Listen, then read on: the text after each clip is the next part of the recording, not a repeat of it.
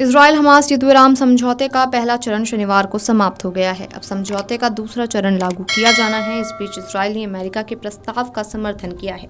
Gaza में Israel Hamas युद्ध विराम के दूसरे चरण को लेकर चल रही वार्ता के बीच इजराइल ने अमेरिका के प्रस्ताव का समर्थन किया है। प्रस्ताव के मुताबिक इजराइल चाहता है कि गाजा में संघर्ष विराम के पहले चरण को रमजान और पास ओवर तक बढ़ा दिया जाए, जबकि हमास संघर्ष विराम के दूसरे चरण पर बातचीत पर जोर दिया है। इजराइल हमास युद्ध विराम समझौते का पहला चरण शनिवार को समाप्त हो गया। अब समझौते का दूसरा चरण लागू किया जाना है। इसमें गाजा में बचे हुए सभी जीवित बंधकों की वापसी और क्षेत्र से सभी इजरायली सैनिकों को वापस बुलाया जाना शामिल है। इस बीच इजरायली पीएम बेंजामिन नेतन्याहू के कार्यालय की ओर से बयान जारी किया गया है। बयान में कहा गया है कि अमेरिकी प्रस्ताव के मुताबिक युद्ध विराम के पहले चरण को पास ओवर या 20 अप्रैल तक आगे बढ़ाया जाए। इसमें पहले दिन आधे बंधकों को, चाहे वे जीवित हों या मृत, रिहा कर दिया जाए। अगर स्थायी युद्ध विराम पर सहमति बन जाती है तो बाकी को रिहा कर दिया जाएगा।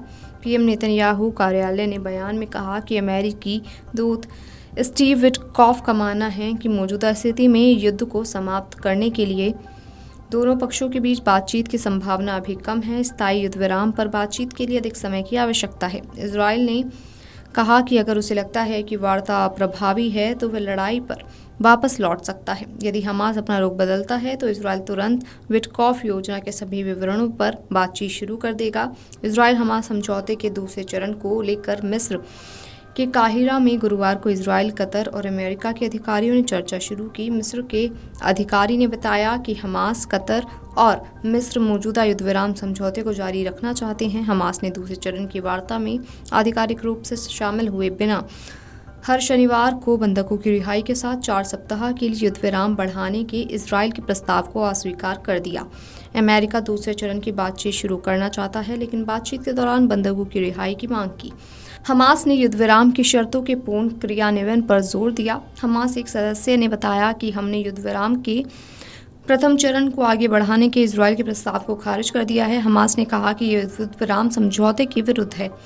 हमास के राजनीतिक ब्यूरो के सदस्य बासम नेम ने एपी को बताया था कि शुक्रवार को इजरायली प्रतिनिधि के स्वदेश लौटने से पहले समाधान खोजने में कोई प्रगति नहीं हुई। बताया जा रहा है कि काहिरा में हो रही वार्ता में हमास ने भाग नहीं लिया है। मिस्र और कतर के अधिकारियों ने हमास का प्रतिनिधित्व किया।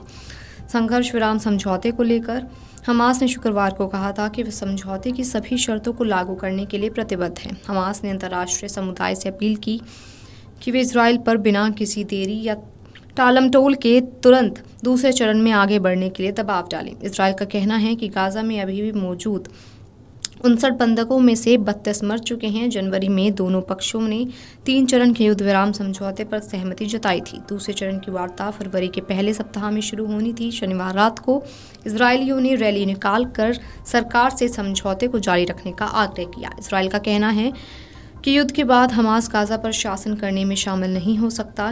नेतन्याहू ने गाजा में पश्चिमी समर्थित फलस्तीनी प्राधिकरण की भूमिका से भी इनकार किया है। हमास नेता मोहम्मद दरवेश ने कहा कि समूह फलस्तीनी राष्ट्रीय सर्वसम्मति सरकार या मिस्र द्वारा प्रस्तावित निकाय को सत्ता सौंपने के लिए तैयार है। Video desk amarujala.com।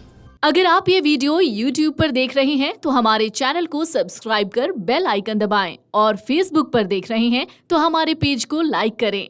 8 million plus subscriber, आपके इस भरोसे के लिए बहुत धन्यवाद। अगर आप ये वीडियो YouTube पर देख रहे हैं तो हमारे चैनल को सब्सक्राइब कर बेल आइकन दबाएं और Facebook पर देख रहे हैं तो हमारे पेज को लाइक करें।